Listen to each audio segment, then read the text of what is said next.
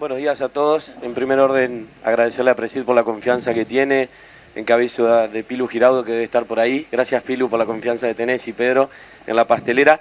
Y estamos en una jornada que, si bien vamos a pensar por momentos que vamos a hablar de ciertas obviedades, bueno, a veces se transforman en invisible, ¿no? Y en esto que uno dice, tenemos que hablar del campo y la ciudad, el campo, la ciudad, no. Quo vadis es eso, es los riesgos que corre nuestra industria por no involucrarse todos los días, por no estar en aquellas medidas que son cotidianas, por no ocupar puestos de jerarquía. Y no estoy hablando solo del presidente de la nación, sino de los consejos deliberantes de los municipios, provincias, etcétera, etcétera. En este caso, esta jornada de trabajo, de reflexión, nace post resolución 125 en el 2008. Jorgelina, no sé qué pensás vos, pero lo viviste de manera muy cercana ese conflicto. Así es, bueno, buenos días a todos y gracias una vez más a Presid, cierto. A través de Canal Rural oportunamente lo vivimos y de verdad se puso en evidencia la nula participación del sector agroindustrial, del sector agropecuario y la importancia de poder haber aprendido a partir de eso y crecer cada día más en lo que significa la representatividad del sector en los diferentes cargos, el poder sumarnos, el poder ser parte en la toma de decisiones, en las mesas de las grandes decisiones políticas y sí, la comunicación, fundamental, algo que como decías al principio parece tan lógico en algún punto y sin embargo es lo que nos está faltando hace años y se van dando pasos precisos, cortos, pero falta un poco más, falta mucho más y aquí estamos también para reflejar y sobre todo para sumarlos a seguir comunicándonos con la sociedad. Yo creo, y lo vamos a ir viendo, que cada uno de nosotros está muy orgulloso de lo que hacemos de manera intrínseca, endógena, pero estamos acá para contárselos a la sociedad, porque es importantísimo que sepan que de la mano de la agroindustria de este país, sin lugar a dudas, va a salir adelante. Entonces le vamos a dar la palabra en primer orden a uno de los temas, y ojalá sea el tema de acá al futuro de los más importantes, que se traten todo el tiempo, que se pongan en agenda en este país, que es Vaca Muerta. Así que Santiago del CER, muchísimas gracias y adelante. Bueno, muchísimas gracias a Presid y a todos ustedes por acompañarnos esta mañana, esta madrugada. Y para mí es un placer volver a mi Rosario del alma, la cual me vio arrancar profesionalmente hace ya muchos años, hace un par de décadas, así que un placer volver siempre a Rosario. Hablar de Vaca Muerta es hablar casi de un cliché. Creo que, no sé si alguno de ustedes no ha oído hablar de Vaca Muerta, ¿no? La famosa vaca que se murió y que se descubrió hace casi 100 años que existía. Pero siendo este el grupo de amigos que es esta comunidad, voy a arrancar de una manera irrespetuosa, políticamente incorrecta. Si fuese un congreso de energía no arrancaría de esta manera, ¿no? Y yo diría que Vaca Muerta, con lo que se sabe, ¿qué es? ¿Es una bendición o es una maldición? Así como para despertarnos y poner y desafiar los conceptos que muchas veces se instalan en la conversación y en el debate. Y voy a ser muy breve, si quieren, para no ser larguero, que es mi costumbre, voy a... Mira, tenés 18 minutos y 57 segundos, Santiago, así que tranquilo. Así que tranquilo. Entonces voy a hablar de mi familia, entonces. Entonces, ¿qué es Vaca Muerta? Antes de hablarles de Vaca Muerta, les voy a contar un poco el contexto en el cual Vaca Muerta irrumpe en la Argentina y también en el mundo. Años atrás, no tantos años atrás, el mundo y Argentina navegaba o navega aún lo que se llama, desde el punto de vista energético, lo que se llama la transición energética. ¿Qué significa la transición energética? Que el viejo abordaje energético que tuvo el mundo desarrollado las últimas décadas tiende a su fin. Tiende a su fin, ¿por qué? Porque, entre otras cuestiones, la cuestión ambiental pasó factura. O sea, la acumulación y los impactos en la capa, el calentamiento, etcétera, etcétera, dijo hasta acá llegamos. Y la humanidad y la política finalmente tomó cartas en el asunto y establecieron un proceso de reducción gradual en todo lo que se llama el uso de los combustibles fósiles, que son los que tienen mayor impacto en el deterioro ambiental. De una manera, la cuestión de la transición energética nos habla de un mundo en el cual, simplificándolo, el motor de combustión tiende a desaparecer y el mundo va a ser eléctrico, profundamente eléctrico. Electricidad va a ser el gran motor de la sociedad que ya existe hoy. Y para eso, de alguna manera, obliga a pensar cuál va a ser el mecanismo de transición. Ese es un concepto mundial. El segundo concepto es más argentino. Y también, refiriéndonos a los últimos años, producto de una combinación muy poco feliz de políticas, estímulos o incentivos, Argentina desaprovechó y tiró por la ventana, de una manera muy demagógica, todo un capital energético que supo construir. Eso trajo aparejado un agotamiento de las reservas, tanto de gas como de petróleo, y al mismo tiempo un envejecimiento de lo que se llama el parque de generación eléctrica, fundamentalmente. Es decir, la infraestructura sufrió un impasse de más de 10 años, en el cual prácticamente no hubieron inversiones significativas, y lo peor de todo es que los estímulos y las señales que se daban fueron justo las contrarias en las que correspondía.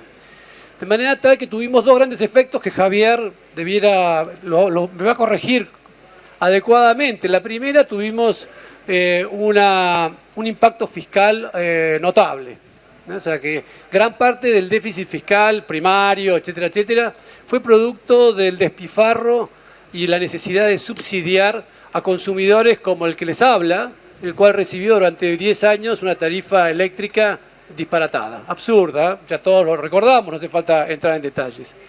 En segundo lugar, el segundo impacto igualmente dramático fue para las cuentas públicas. ¿Por qué? Porque el país dejó de ser, el sector dejó de generar divisas, que fue lo que ocurrió a fines de la década del 90 y principios de los 2000, y pasó a ser un gran demandante de divisas. O sea, recuerden el absurdo, no dábamos incentivos para sacar gas en Neuquén, que nos podía costar entre 4 y 5 dólares el millón de BTU, y traíamos gas de Bolivia, que nos costaba distintas tarifas, pero alrededor de 10, el doble.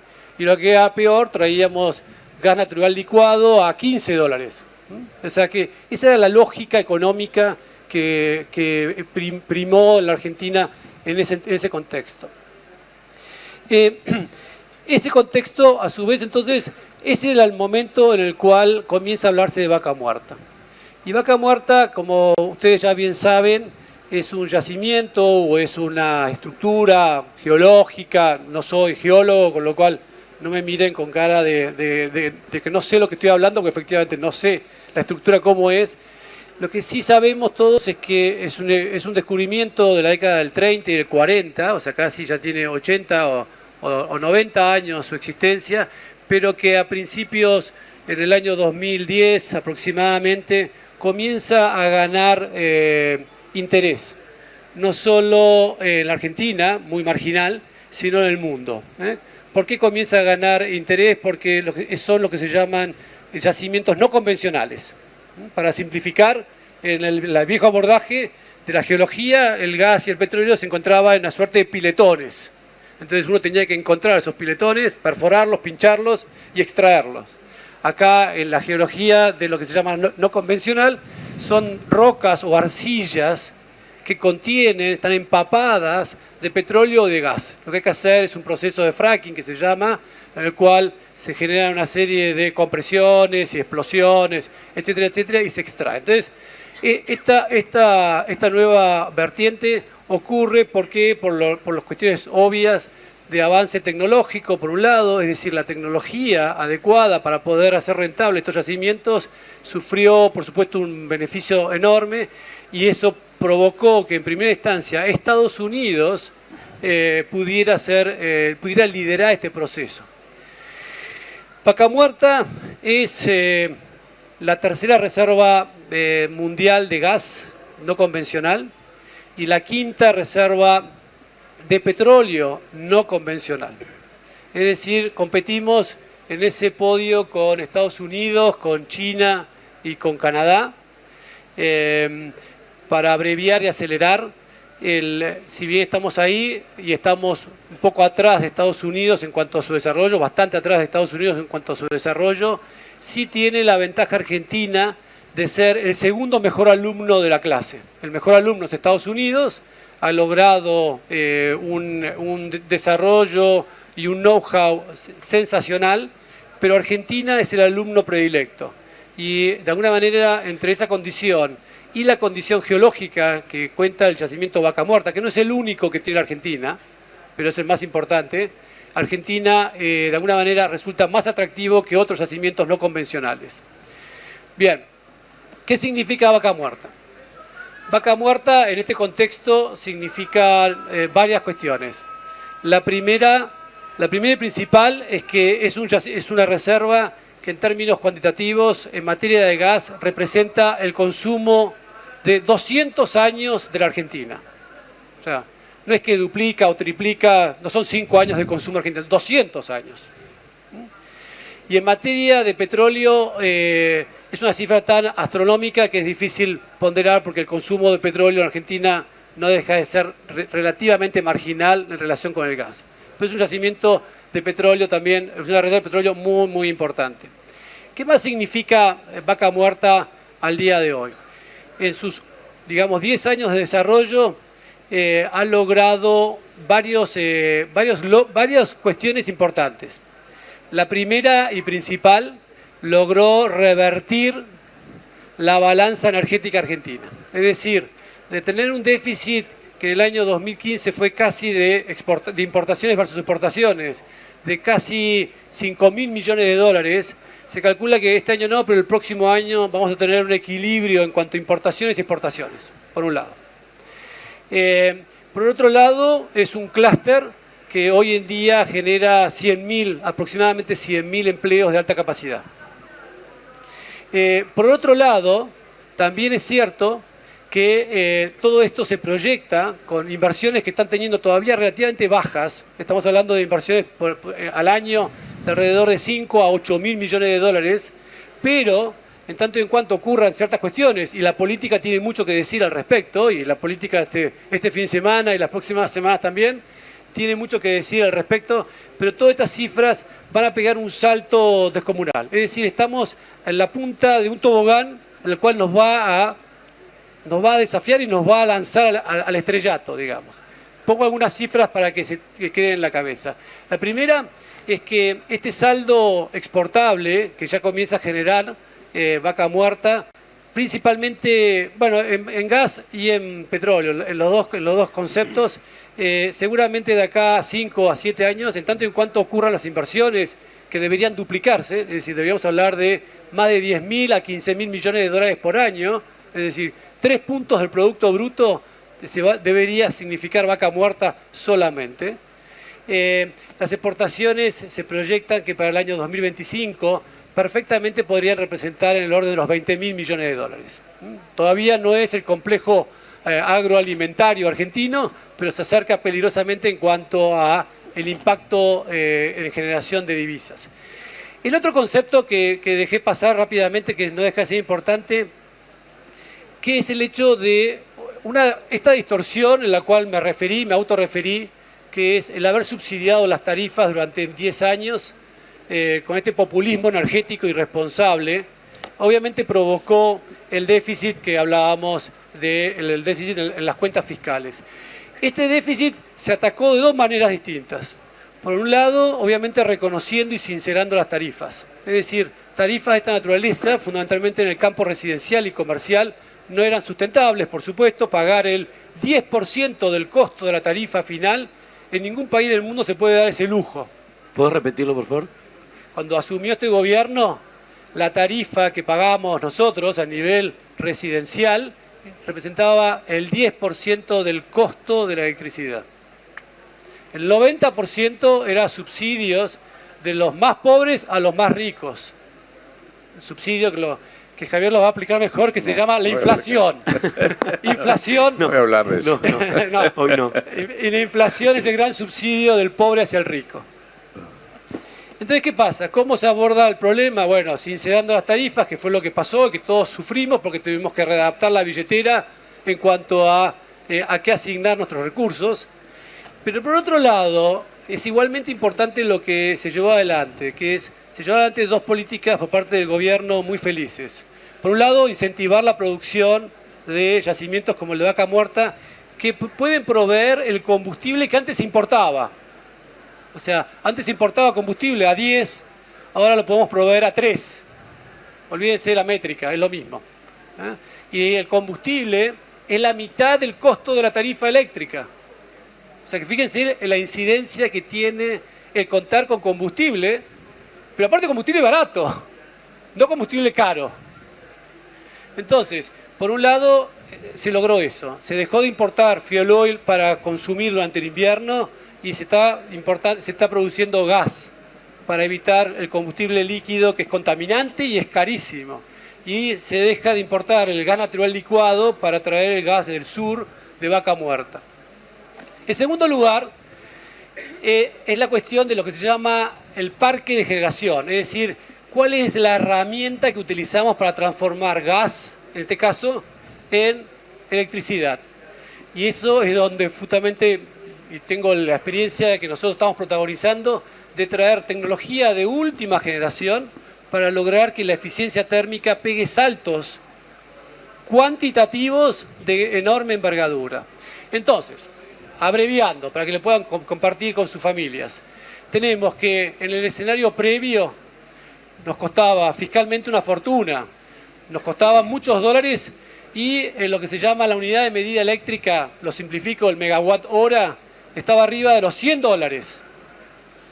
Hoy en el escenario actual y al que vamos, generamos divisas, eliminamos el déficit fiscal y el costo de electricidad, que la electricidad es insumo de industrias, es industria de industrias.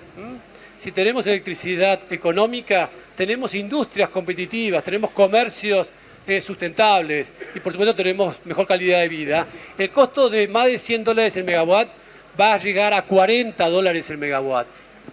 Es verdad que ahora hay que pagarlo. Y habrá que ver si se paga tarifa social de por medio, con la sensibilidad que cabe, etcétera, etcétera. De manera tal que todo este proceso virtuoso vendría a ser un poco la parte linda, la parte brillante, la parte sexy. Cuando uno cuenta lo que significa Vaca Muerta a los inversores, y es una actividad que me llena de orgullo porque estamos permanentemente en contacto con el mundo, los cuales nos financian y nos financiaron el proyecto concreto que yo encabezo. Cuando le hablo de Vaca Muerta, a todos se les ilumina la mirada y dicen, qué maravilla Argentina tiene frente a sí, tiene un gran cheque, tiene un gran tesoro, está ahí, está como para que poniéndose de acuerdo en una serie de aspectos puedan acceder a él. Y creo que ese es el gran tema que hoy está instalado en un nivel de debate y un nivel de conversación que de alguna manera tiene sentido para el momento, pero si se quiere más adelante, no sé si en este momento, en este panel o no, también da pie para la segunda cuestión, es esta riqueza, este enorme tesoro que tenemos disponible, ¿lo vamos a utilizar bien? Dicho en otros términos, ser ricos ¿es sinónimo de ser sabios? Contar con una riqueza implica necesariamente acceder a lo que se llama en nuestra aspiración, que es desarrollo sustentable. Y lo dejo, si quieren, picando en estos términos. El mundo en los últimos tiempos nos ha dado una cantidad de ejemplos de sociedades que tuvieron que enfrentar esta situación. Y está claro que Noruega no es lo mismo que Venezuela, ni es lo mismo que Nigeria, ni es lo mismo que Libia. Y sepan que en términos de tesoros que descubrieron y que dispusieron, son bastante parecidos, salvando las distancias, a lo que Argentina enfrenta hoy en día. De manera tal que acá viene la segunda parte irreverente, que es esta bendición o este regalo que la naturaleza nos dio, la pregunta que me parece que es pertinente para esta audiencia es: ¿la estamos utilizando con el propósito adecuado? ¿Se está pensando la cuestión con esa necesidad de trascendencia que requiere, y lo voy a decir de lo personal, el haber recibido una herencia? El planteo, si quieren, como para redondear y pasar, es que en esta discusión, o mejor dicho, primero, voy a empezar un paso previo, ¿estamos teniendo el debate adecuado a este respecto? Hay un debate muy interesante organizado en este momento por las autoridades, muy virtuoso, en la cual se juntan y se llama la Mesa de Producción Vaca Muerta. Es una mesa técnica, productiva, fantástica. Intervienen casi todos los sectores de la producción. Intervienen, por supuesto, los agentes públicos, intervienen los gremios. Son bien conocidos los avances que se han logrado como para poder lograr llegar al tesoro, poder acceder al tesoro y poder extraerlo y poder construir toda la infraestructura que se requiere para poner en valor este tesoro. Yo dejo de lado una cantidad de detalles que trae aparejado la cuestión del tesoro en el uso primario. Pongo un ejemplo que nos toca muy de cerca.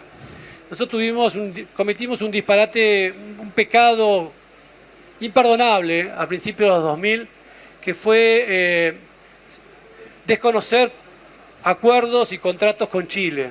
Chile construyó su matriz energética en la década del 90 a partir de la garantía de Argentina de provisión de gas. Y todos ustedes recuerdan con qué ligereza Argentina desconoció esos acuerdos. Por supuesto que Chile, no lo dicen porque es gente muy educada, pero quedó profundamente resentida o golpeada o dolida, si se quiere, mejor. Como resultado de eso cambiaron la matriz y le tuvieron que adaptar a la importación de combustibles muy caros, como el gas natural licuado. Bueno, afortunadamente la irrupción de Vaca Muerta y la necesidad de poder canalizar el gas. El petróleo se puede depositar, se puede almacenar, el gas no se puede almacenar. Tuvimos la feliz coincidencia de rehabilitar prácticamente, creo que son 16 gasoductos o pasos que hay con Chile, de distinta naturaleza, y poder evacuar el gas que surge a montones. Lo cual nos permite saldar una deuda también con Chile, con nuestros vecinos, y nos da también una oportunidad fantástica que seguramente vamos a tratar de hacerlo en un momento más adelante en este panel. Muchas gracias. Gracias. Gracias, Santiago. Y después seguramente vamos a tratar de contestar algunas preguntas también del público a los cuatro, y me quedo pensando en qué va a hacer Argentina con ese cheque, ¿no? Qué tan difícil es poder construir y llenar de fondos ese documento, pero qué peligroso puede ser tener ese cheque en la mano, ¿no? Y hay que pensarlo seguramente todos juntos, Jorgelina. Sí, es absolutamente así. Bueno, el ejemplo está dado. Noruega, Venezuela. Está claro qué hizo Noruega con la inversión a futuro, qué hace Venezuela gastando en lo que significan gastos corrientes. Y ahí es el temor. Decimos gastos corrientes y todos entendemos de qué estamos hablando. Y todos entendemos de los grandes déficits y de lo que se ha gastado en la República Argentina de manera, bueno, para nada virtuosa en algún punto. Podemos hacer todo un análisis que no lo vamos a hacer ahora, pero de todas formas digo, no gastos corrientes, sí inversión a futuro. Para mí es un placer porque estuve por casualidad charlando ayer con Roberto, así que se va levantando, y un especialista en bioeconomía, Roberto Bisain, así que adelante, señor.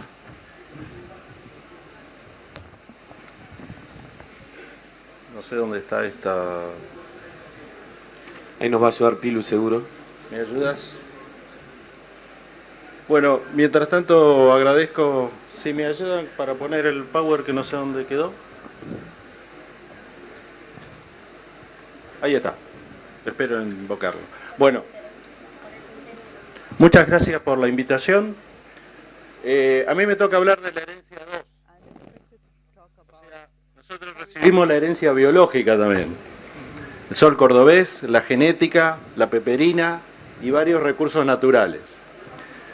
Y quiero entornar esto, además recibimos litio y otras variantes que también son herencias, que van en la misma dirección, bajo la idea de repensar la palabra Quo Vadis, que es lo que nos contempla y nos convoca para pensar a futuro. Entonces yo lo que voy a hacer es algunas reflexiones sobre hacia dónde vamos con las herencias que hemos recibido en términos de lo que son los problemas básicos y los pedidos básicos hacia la Argentina. A ver si logro... Ahí está. ¿Qué le está pidiendo la sociedad argentina a la producción? Básicamente le pide empleo. Voy rápido porque esto es casi una obviedad, pero no hay que olvidarlo porque hay 20% de gente afuera de la pantalla, por ser generoso. Segundo, le pide equilibrio de balance de pago, por razones obvias. Le pide eficiencia y ahora está el problema de sustentabilidad ambiental. O sea, tanto ustedes, los vaca muerta como los vaca viva, estamos conminados a ser cuidadosos con el medio ambiente. Le pide una localización balanceada, ¿no? Cierto concepto de economía federal, no solo federalismo fiscal, sino que la estructura económica esté federalizada. Fabio seguro que puedo volver sobre ese tema. Y le está pidiendo que haya plataformas de nueva tecnología. Y ahí compartimos vaca viva y vaca muerta, vamos sobre la misma lógica. Yo quiero partir de una afirmación para mí básica. Los 4 problemas de inicio tienen que ver con la estructura productiva de la Argentina. Si uno tiene una estructura productiva que está basada en armaduría, no le puede pedir demasiado empleo. Lo que hay que cambiar a futuro, Quo Vadis for the future, es qué estructura queremos para los 20, 30 años siguientes que me generen respuestas positivas a los 4 integrantes. Y la estructura productiva que hoy tenemos, que subimos conseguir en los últimos 30 años, es parte del pasado y es la base de construcción de futuro. O sea, lo que hoy estamos invirtiendo es lo que vamos a ver de acá a 10 años. 10, 5, de acuerdo al margen de inversión.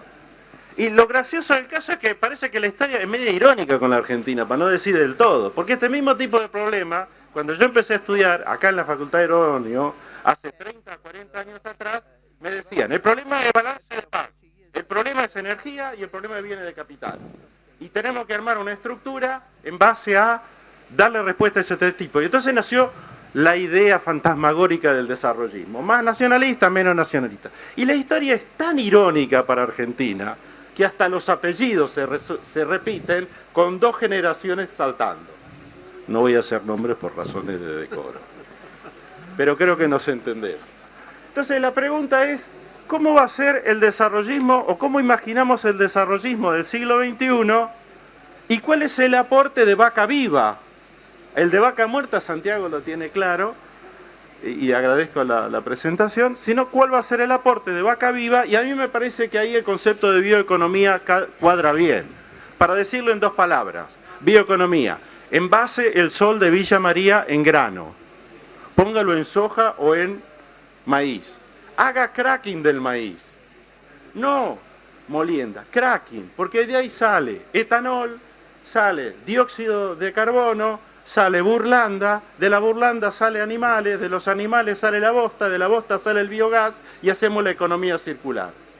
O sea, una nueva manera de mirar los recursos naturales. Ya no estamos hablando de agro, Pilu, me dijiste Quo Vadis, yo voy Quo Vadis, ¿no? Digo, no estamos mirando el agro estrictamente por alimento, sino que estamos mirando el agro por biomasa completa y de hecho, si yo hago el ejemplo con soja, me va a dar soja, glicerol, biocombustible, glicerol, próximo año bioplástico en base a glicerol, made in Rosario, Santa Fe, ¿digo bien? O sea, una matriz de cracking de lo biológico totalmente distinta. Y eso me lleva a poner el segundo punto que yo quiero plantear es ¿de qué estamos hablando cuando hablamos de industria y hablamos de bioeconomía? Industrialización de lo que es la biomasa. Y la gente pega en el imaginario colectivo la idea de progreso de industria. Yo estoy de acuerdo. Lo que pasa es que ahora el campo es industria a cielo abierto. Y la industria biológica tiene una relevancia o empieza a tener una relevancia importante. ¿Cómo piensa la industria o cómo pensamos los argentinos la industria? ¿Se acuerdan? La heladera Siam, el Winco, el Torino, la planta petroquímica Bahía Blanca, la mítica palanquilla de Somisa, eso es todo over 60. Más la planta de fermentación de Squib. Eso fue la primera oleada de industrialización de los 50, cuya logística sigue dominando la industrialización actual, dicho sea de paso, porque nada se movió. 2 o 3 décadas más tarde empezaron a aparecer las plantas de insumo básico. El LACO 2, Tren de Laminación Continua 2 de Siderca, ejemplo tecnológico de punta, la planta de Aluar, la planta de papel prensa, la planta de Profértil, la planta de Dow, están invertidas, y eso fue los 80 y los 90, más las de crashing que conocemos en la zona. A grandes rasgos, eso es lo que pasó de nuestra estructura industrial. ¿Con qué nos desayunamos en los últimos 10, 15 años? Nos desayunamos con Timbúes. Esta es la planta de Renova, la más grande del mundo, 1.300 metros la nave central para moler crashing, quizás una maravilla de la ingeniería. Además, aparecieron nuevas plantas. Por ejemplo, Acabio, Bio 4, Dicer, etcétera, etcétera, donde ahora el cracking es del maíz. No se trata del cracking de material inerte, es cracking de material vivo. Y esas plantas, orden 40, 60 millones de dólares, que hay una decena larga y varias in mente y varias potenciales, son futuro de la nueva bioeconomía pensada en un interregno entre ¿será agro? ¿Será industria? Finalmente, ¿para qué nos sirve lo de agro e industria? ¿Para qué nos sirve lo de campo-ciudad si nos traba en la construcción social? La verdad que esto queda a mitad camino y da la sensación de que va cerrando inútiles divergencias entre los argentinos en términos de desarrollo. Y han aparecido además un par de plantitas, por ejemplo, un par de emprendimientos sustantivos como lo de San Miguel Citrusville para reflejar las economías del interior integradas, Biogénesis Bagó, que también es biológico y va enganchado con el mundo de la biología, Tenexplate, que es una textil que también está en la otra punta de lo que es manufacturación biológica. Para cerrar esta y tener el marco general hacia dónde vamos. La primera fue con el petróleo barato de YPF, allá la torrecita sobre la margen izquierda. La segunda, y Santiago lo dijo al pasar muy acertadamente, fue el gas de Loma La Lata, la segunda generación de gas, que nos la hemos comido en 30 años, como alcancía social. Parte haciendo energointensivo, las plantas esas son todas energointensivo, parte exportando a nuestros vecinos, que es el planteo que hiciste tú hace 2 minutos. La pregunta es, ¿cómo encerramos las vacas? O sea, la vaca muerta y la vaca viva. Y hacemos la industrialización en base a esos 2 elementos. A mí me parece que ahí está la matriz de discusión en el Quo Vadis de acá a 10 años, y que es el segundo escalón de lo que es la producción eficiente y sustentable agraria primaria. Entonces, a partir de allí vienen las preguntas. Una matriz sustentable para impulsar el cambio hacia la bioeconomía, que es algo para pensarlo. ¿Qué es lo que tengo? Lo que tengo es esto. Los 3 sectores básicos deficitarios de la Argentina cuando yo me relaciono con el exterior. Electrónica, automotriz y química. Y esos son responsables de 3/4 partes del déficit externo de balance comercial.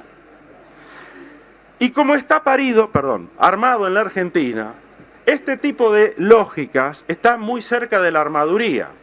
Y cuando hay armaduría yo tengo poca generación de empleo. Entonces yo invito a pensar entre todos, colectivamente, adentro del corral de ambas vacas, ¿cómo hacemos para hacer el cracking del maíz? Puedo poner el cracking del sorgo, el cracking de la soja, el cracking de la caña de azúcar, que van mucho más rápido que todos los cracking habido y por haber, etcétera, etcétera, más la idea de la química verde. Eso en principio, y eso hay que preguntárselo a Pergamino, Cañada Rosquín, Villa María, Río Cuarto, Rafaela, etcétera, etcétera, genera mucho más empleo localizado y una distribución empresarial un poco más desconcentrado que me permitiría pensar en una democracia un poco más sustentable desde el punto de vista de movida del reparto de la riqueza inicial. No sé si he sido claro con ese concepto, pero espero haberlo sido. Ahora bien, ¿dónde está la política? La política está en los próximos años cómo hacemos el puente. Porque este pedazo existe y está estatuido. Y es una picardía echar por la borda lo que tenemos. Encima no somos demasiado proclives a hacer cosas en Argentina. Más bien somos medio escasos para hacer cosas. Con lo cual me parece que buena parte de la orfebrería política, tanto de la base de las institucionalidades privadas y de representación, como de las instituciones políticas, está en repensar a 20 años el quo vadis en esta dirección de la construcción del puente. Hasta acá todo lindo. Pero cuando yo voy a la cotidiana y bajo a la economía que leemos todos los días por WhatsApp o cualquiera de los medios y nos empezamos a preguntar, la Argentina, ¿qué es lo que promociona hoy? ¿Dónde están puestos los incentivos? Fíjense que no quiero entrar en problema, por eso no puse la disruptiva pregunta de ¿dónde están los desincentivos? Porque si pongo los desincentivos se me soliviantana la tropa, porque va a empezar a pensar en algunos impuestos distorsivos y demás. Entonces vamos por la positiva. Hoy lo que tenemos es un régimen de promoción sobre la industria electrónica, un régimen automotriz que al igual que el régimen de la promoción, vienen del año 61. O sea, tenemos larga experiencia, por lo menos un economista no puede decir que no tiene base de datos para evitar costo-beneficio, para analizar costo-beneficio y ver el impacto real o no real. Y puede dedicarse a mirar los números con algún cuidado para ver cuánto empleo pone cada una de estas cadenas.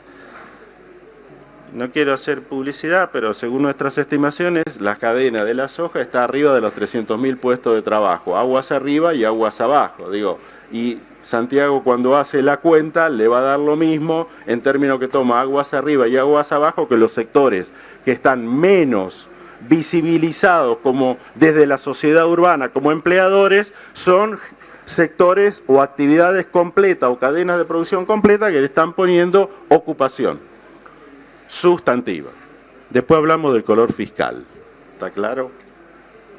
Porque hay de todo en la viña del Señor. A veces suba. Régimen energointensivo, régimen de promoción a los insumos básicos, la petroquímica, el acero, el aluminio, etcétera, etcétera, se desarrollaron en Argentina con regímenes de promoción. Si vamos a pensar una matriz a futuro, hay que pensar costo, beneficio, temporalidades y los aprendizajes de los viejos regímenes de promoción. Me parece que está bueno dar vuelta la tabla y aprender del pasado.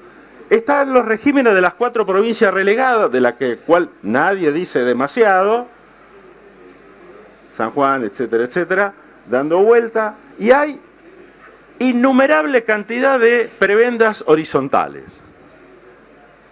Yo te saco un cachito de IVA, te doy un poquito contra un proyecto, un poquito de desgravaciones para las importaciones de bienes de capital en aduana, te vendo energía barata si sos energointensivo, etcétera, etcétera. Eso no figura en los presupuestos, pero la Argentina de la economía industrial los conoce más o menos al dedillo.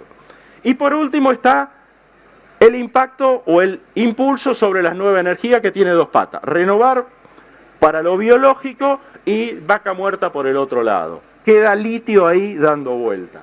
Temas cruciales. Con esta filmina uno no gana ninguna elección. ¿Está claro? Se arma la agenda de problema cotidiano y tiene enemigos en castellano, en italiano, en armenio y en varias otras colectividades, cada una de las cuales te dice yo tengo los derechos adquiridos, etcétera, etcétera. Bueno, esa es la clave real de la política de poder en Argentina. What we are talking about, estamos hablando estamos hablando de ese tipo de disquisiciones. Para ir terminando, algunas reflexiones finales que a mí me parece prudentemente esperanzadoras. Primero, cuando copiamos el Falcon, o la moto Puma, o el tractor Pampa, para los que tienen algunos años, arrancamos 0,40 abajo, o sea, con 30 a 40 años de diferencia.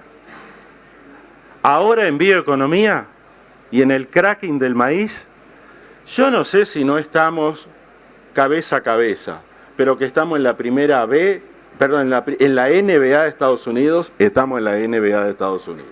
Es así. Digo, que haya un número cercano a 20 eventos de edición génica en proceso en Argentina, registrado en el Ministerio de Agricultura, bueno, no sé cómo quieren que se llame ahora, digo, da cuenta de que estamos ahí. Cuando uno agarra a un pibe de por acá y le pregunta, Hacktech, ¿vos cómo solubilizás fósforo? El pibe tiene en la cabeza 3 papers. Eso es lo que vale. O sea, el tren no está perdido. A mí me parece que eso es fundamental.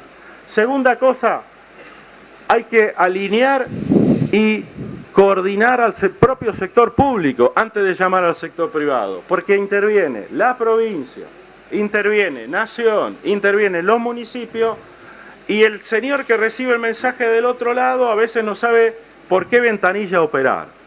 Entonces me parece que hay que hacer un esfuerzo de coordinación entre lo público antes de entrar en la coordinación público-privado. Tercera cosa. Las bases empresarias. Nos guste o no nos guste, con un criterio más selectivo o menos selectivos, la Argentina tiene hoy un núcleo de empresas que conocen de bioeconomía y la manejan al dedillo. Yo me animaría a decir que hay varias decenas de grupos empresarios del interior en formación con cierto nivel de sofisticación tecnológica, enraizados en la tierra, pero ya con pata en la transformación hacia pollo, cerdo, bioenergía y algunos que andan despuntando biomateriales, que es un dato alentadormente interesante de visualizar. Cuando tengamos los datos del censo podemos hablar con nombre y apellido. Por el momento son grandes tendencias. Y hay que ampliar la base de las pymes, obvio, porque si no eso es políticamente incorrecto, toda esa historia. Y además hay que empezar a pensar que en la mesa están jugadas las grandes multinacionales, que están presentes en estos sectores, y esos son parte del juego sobre los cuales uno puede hacer 3 cosas. Ignorarlas, lo cual es peligroso, enfrentarlas, lo cual es más peligroso, coordinarlas, lo cual es bastante más sensato. Con lo cual me parece que eso tiene que entrar necesariamente en la generación de policy. Y están las bases productivas, porque,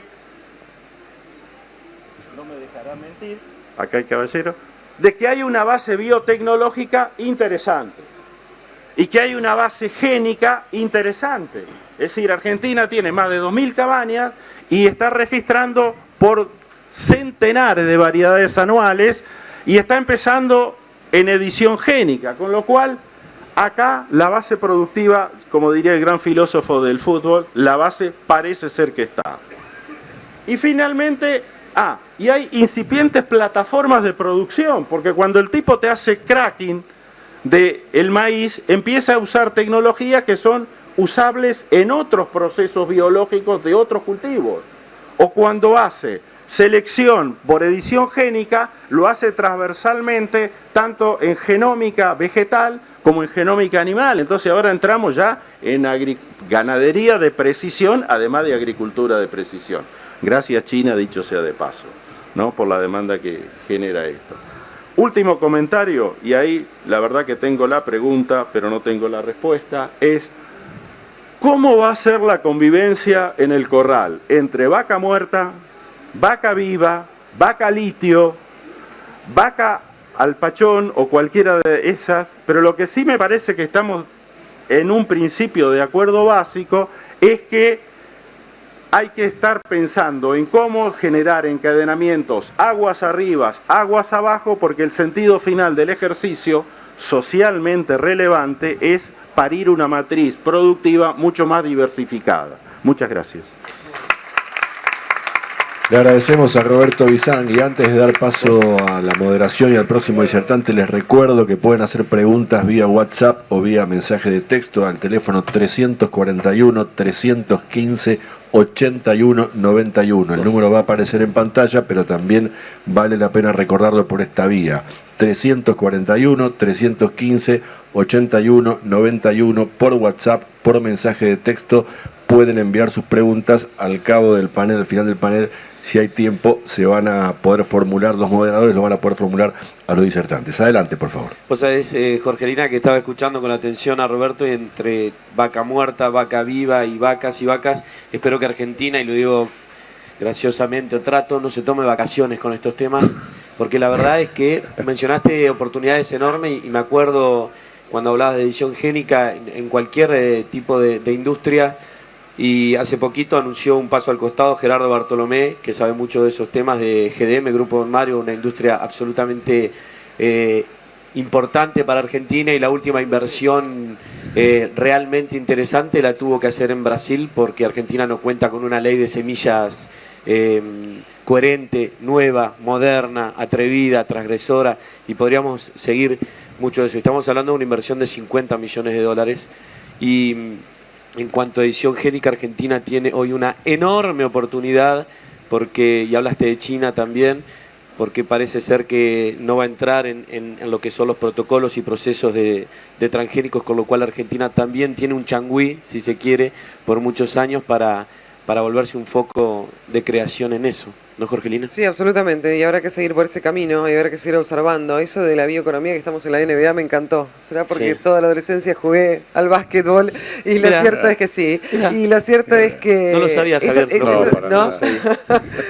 Y lo cierto es que no... Es increíble cuando nos encontramos con todo esto, ¿no? Cuando podemos encontrar economía circular, bioeconomía, a cada momento, a cada paso, en diferentes provincias argentinas, y comprender que somos, de alguna manera propagadores de esto, y podemos profundizarlo y no se está haciendo.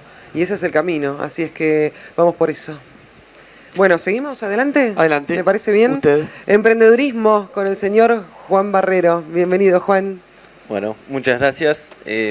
Gracias a Pilu, Pedro y a Presid, que siempre, no sé por qué me ponen acá, lo dije, no, adelante gente a hablar de emprendedores, cuando la verdad que tener referentes acá al lado. Pero bueno, voy a intentar al menos compartir mi visión, lo que me tocó vivir en los últimos años y algunas experiencias en base a haber emprendido, en base a haberme involucrado en instituciones, en estar participando activamente en espacios con jóvenes.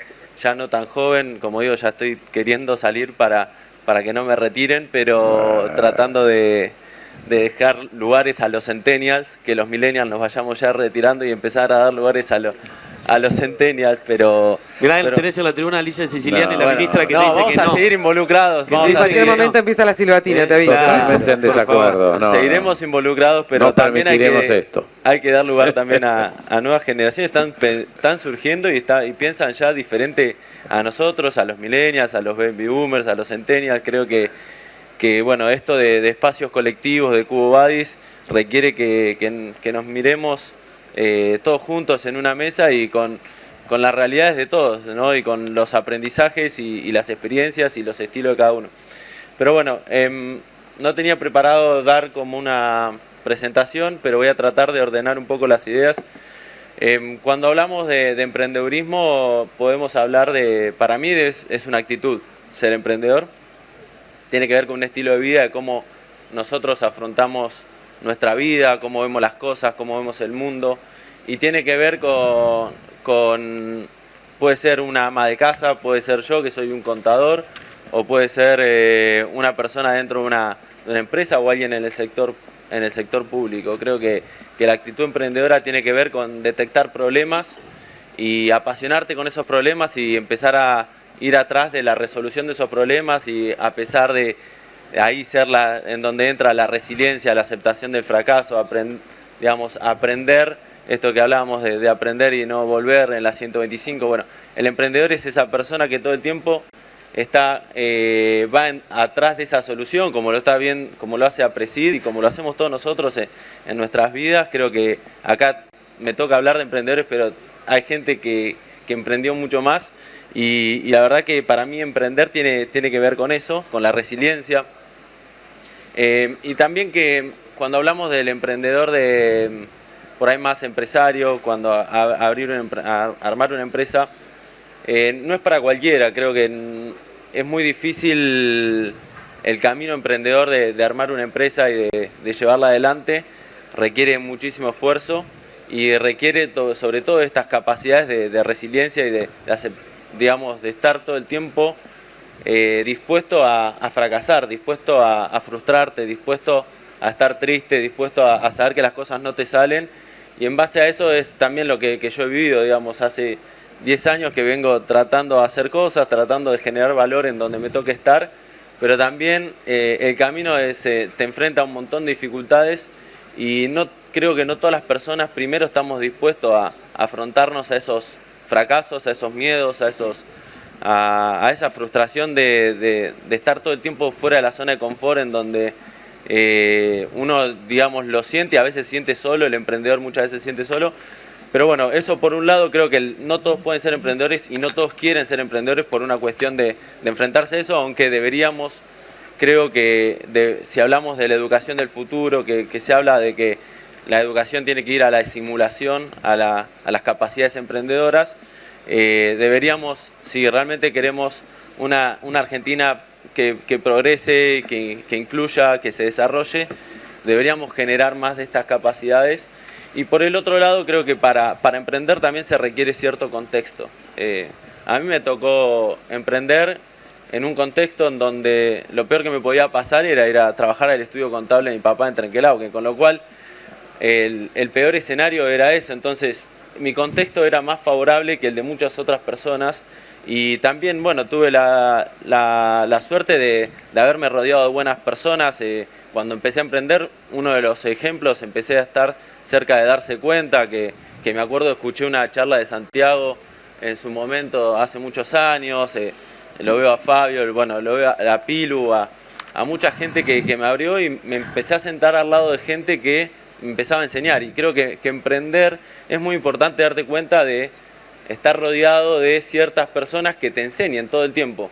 Cuando a mí me vienen a preguntar, che, quiero emprender, quiero hacer algo, y a veces las personas no tienen ideas y seguramente van a fracasar con esas ideas.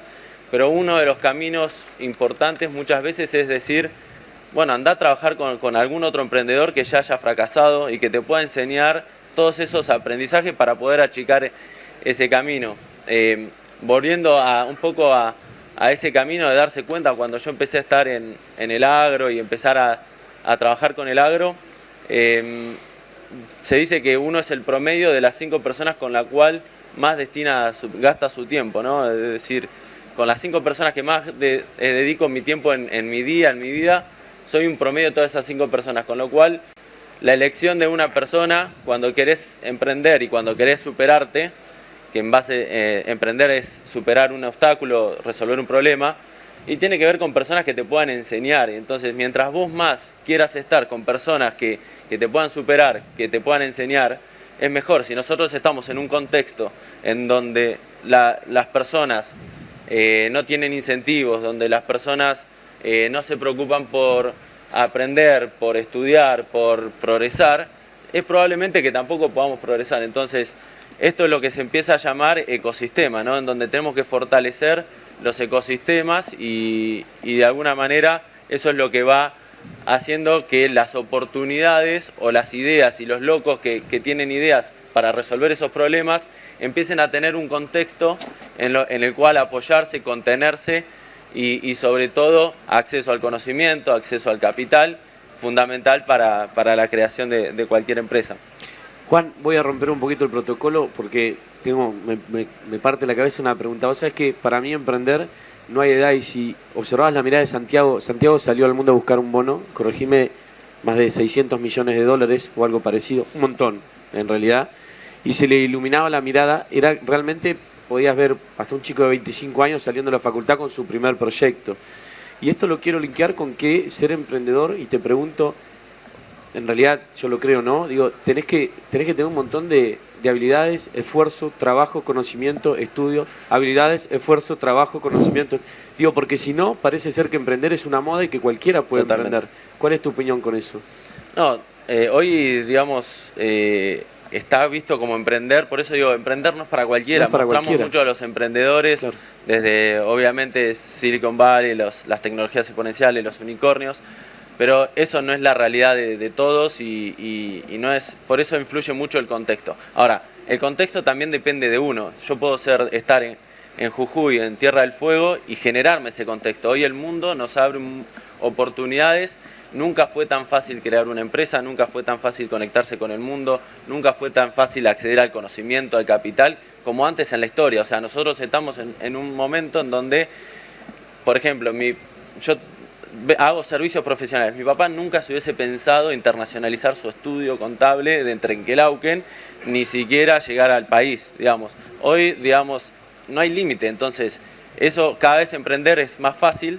Ahora uno se tiene que ir generando ese contexto, y el contexto es salir todo el tiempo de tu zona de confort, el contexto es rodearte de gente que te pueda enseñar y generarte ese contexto. Entonces hay millones de casos de personas como que desde Jujuy, no sé, el caso de Nubimetrics, que ellos están desarrollando tecnología desde Jujuy y para el mundo, y en definitiva ellos mismos, los mismos emprendedores se van generando el contexto, por más que en Jujuy no hay un ecosistema todavía sólido, que como se llama ecosistema, que las instituciones público-privadas, la academia, que haya gente que quiere invertir en riesgo, digamos, eso todavía no existe, pero ellos mismos se van generando digamos, su entorno, y eso creo que es fundamental, que el emprendedor, el que realmente termina avanzando hoy, es el que se genere ese entorno. Ahora, ¿cómo hacemos?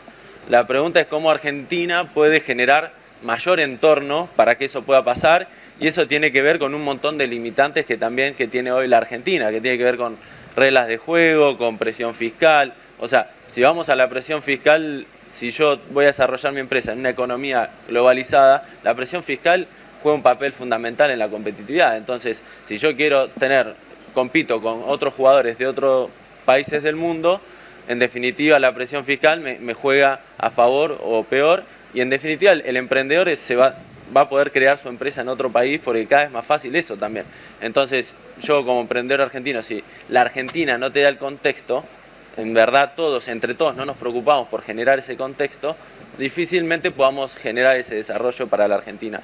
No soy un experto, creo que ellos pueden explicarnos más sobre cómo poder generar ese contexto, pero en definitiva está claro que si no generamos ese contexto, los emprendedores y todo lo que es el emprendedurismo y las bondades que puede tener el emprendedurismo, no va a suceder. Y si hablamos también de límite, hablamos de bioeconomía, crear una empresa de biotecnología cada vez es más fácil también. Hoy existen un montón de emprendedores, gracias a aceleradoras, gracias a gente que está tratando de hacer, de que lo que se dice es que hace 10 años crear una empresa de tecnología valía mucho más de lo que vale hoy. Digamos, es mucho más fácil hoy crear una empresa de tecnología que pueda hacer una tecnología exponencial y disrumpir. En 3 años Rappi llegó a ser unicornio, y lo mismo va a pasar con la biotecnología. Cada vez va a ser más fácil el acceso, cada vez las personas que están en ciencia, digamos, empiezan a emprender como una oportunidad, porque ven que el que le invierte no se va a quedar con sus derechos o con sus patentes. Entonces las patentes pueden ser de uno, entonces el cuco de que va a venir alguien y me va a robar o le vendo mi alma al diablo, como piensan los científicos, o gran parte de los científicos, para no generalizar, pero digo, la bioeconomía también va a sufrir una transformación y nos trae una oportunidad a la Argentina, que de alguna manera tiene que estar en eso de que no nos tomemos vacaciones, que empecemos a estar en línea con lo que queremos y el plan que tenemos hacia adelante. Y por último, me parece importante destacar que las instituciones, vengo trabajando mucho en las instituciones y me parece un órgano vital para el mundo. Necesita más decisiones colectivas. Nos ha costado mucho a la Argentina trabajar en equipo nos sigue costando mucho. Vemos muchos liderazgos, pero poco trabajo colectivo, poco pensamiento colectivo, que eso obviamente nos limita, y que si eso no lo resolvemos también es una dificultad y una limitante hacia adelante.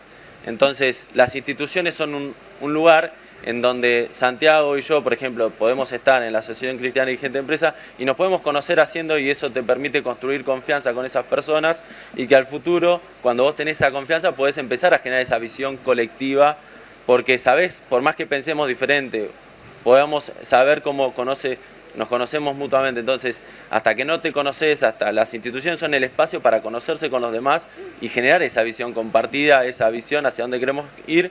Y una vez que tenés una visión, es mucho más fácil poder accionar después. Entonces, acá quiero destacar que nos tenemos que involucrar, porque no podemos seguir jugando el juego independiente de liderazgos mesiánicos. Digamos, la Argentina tiene millones de casos. Y bueno, creo que hay que involucrarse, y creo que hay que meterse más en las instituciones y seguir acompañando a que más personas se involucren, porque en definitiva, mientras más estemos involucrados, las decisiones van a ser mejores, y el mundo necesita ese tipo de decisiones. Y después, por último, me parece que me habían preguntado, Pilu me dijo, ¿qué pensás de lo que puede pasar en 5 o 10 años? La verdad que no tengo las soluciones para ver qué va a pasar en 5 años. Sé que hay muchas cosas que no hay que volver a hacer, que necesitamos más liderazgos colectivos, necesitamos más organizaciones horizontales, pero también necesitamos un empresariado que no solamente cree valor para el accionista, sino que el nuevo emprendedor tiene que crear valor para la sociedad en su conjunto. El emprendedor tiene que ser el que ve cuáles son los desafíos sociales que tiene la sociedad, y crear soluciones y crear negocios en base a eso. Y creo que ese es el nuevo modelo empresario hacia el cual tenemos que ir, que es un poco lo que plantea Sistema B y las empresas con propósito, que en definitiva es alinear tu propósito de la vida con tu propósito profesional, y eso es lo que tiene que hacer alguien en el sector público, alguien en el sector privado, alguien como empleado, digamos, alinear ese propósito en la vida con tu propósito profesional, y que esté alineado a trascender, digamos, ¿no? En esta vida, alguien me dijo una vez si me acordaba los nombres de mis abuelos, y la verdad que yo no me acuerdo, pero es loco cuando te pones a pensar que dentro de 3 generaciones seguramente nadie se acuerde que vos pasaste por este mundo. Entonces, si no nos preocupamos nosotros por trascender y por dejar aunque sea un mínimo legado y dejar este mundo un poquito mejor, no tiene ningún sentido. Entonces, me parece que el empresariado tiene que tener claro esto, y creo que hay cada vez más emprendedores y empresarios que tienen mucho más claro esto, y eso creo que es la esperanza. Vos sabés que hace mucho tiempo que no veo sentir continuamente tanto una persona como a Santiago cuando te escucha. ¿Qué pensás, Santiago, cuando lo escuchás a Juan? ¿En qué estás pensando? No, pienso que coincido. Primero coincido porque finalmente uno está para cumplir un propósito y una misión, y la misión tiene que ver con el tercero, no con uno, sino con la comunidad, con la gente que nos rodea, con la gente que nos da identidad y nos da valor.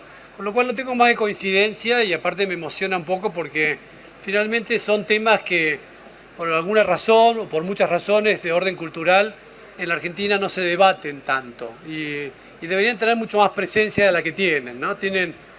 Son temas que como que no se habla de esto, de estos temas no se hablan, y bueno, quizás eso explique un poco el devenir de nuestra sociedad y nuestra cultura, pero bueno. Sí, es muy interesante, y sobre todo uno intenta, o por lo menos a mí me sucede, que estoy uniendo todo el tiempo lo que aquí está pasando. Y encontramos denominadores comunes, y encontramos estas bondades de la Argentina muy bien planteadas por APRESID en este panel. Y lo que plantea Juan también, el emprendedurismo y la importancia, lo emprendedores que somos en la Argentina. Si hay algo que lo caracteriza a la Argentina, lo sabemos todos, es que cíclicamente hemos tenido crisis económicas que nos han fortalecido en algún modo para salir a flote, no se sabe cómo, pero sí sabemos que viene cualquiera de otro país del mundo y no puede hacerlo.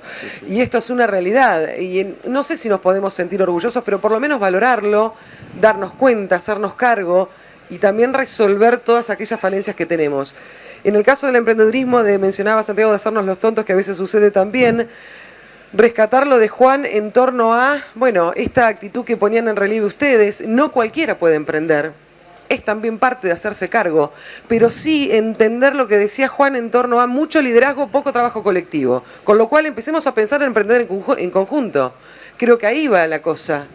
Porque si solamente queremos hacerlo solos, valga todas las redundancias, no sirve. Y no vamos a tener espacio para todos. Tal vez la idea sea asociarnos cada vez más y dejar de ser tan egocéntricos, egoístas, decir, bueno, esta tecnología la tengo yo en mi campo y la utilizo solamente yo. ¿Qué hace el de al lado? No se la voy a contar porque, imagínate, no me va a igualar en rinde. ¿Qué hacemos después? ¿Cómo competimos? Digo, es por ahí el trabajo en red, el emprendedurismo colectivo. Tal vez allí esté la capacidad de en conjunto poder accionar que solos no. Totalmente, sí. El trabajo en redes es fundamental. Creo que en el agro se respira todo el tiempo en ACREA, en APRESID, o sea, el trabajo de aprender a partir del otro, y eso, la red es tu contexto, ¿no? Cuando hablamos de contexto es la red y es la que te impulsa hacia cada vez superarte y ir progresando. Y los ejemplos, en realidad, a mí no les quiero mentir, nos conocemos mucho con Juan. Hace un tiempo atrás nos reunimos con quien conforma también la pastelera, que es Juan Martín Melo, del cual he aprendido mucho, y vamos a hacer un evento de agro, y bueno, ¿y dónde lo hacemos? Y si lo hacemos en el planetario, creo que el planetario tiene 100 años.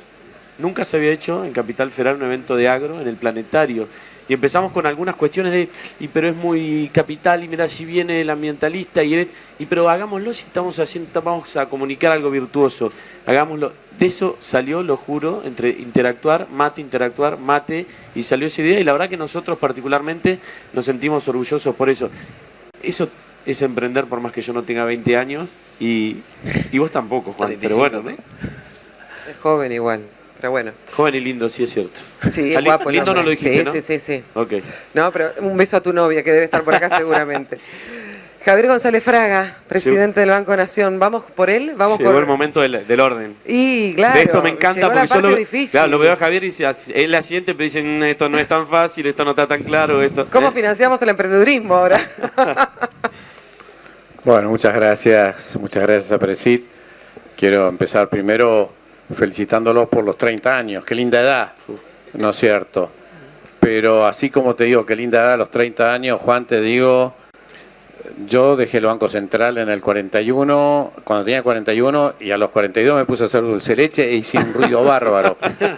Y conseguí el premio más importante que consiguió un alimento argentino. Así que los baby boomers no pensamos retirarnos. Nadie se retira. Así que, y guarda, cuando deje el Banco Nación, algo voy a hacer. Así que no hay una edad, no hay que tener 20 para emprender.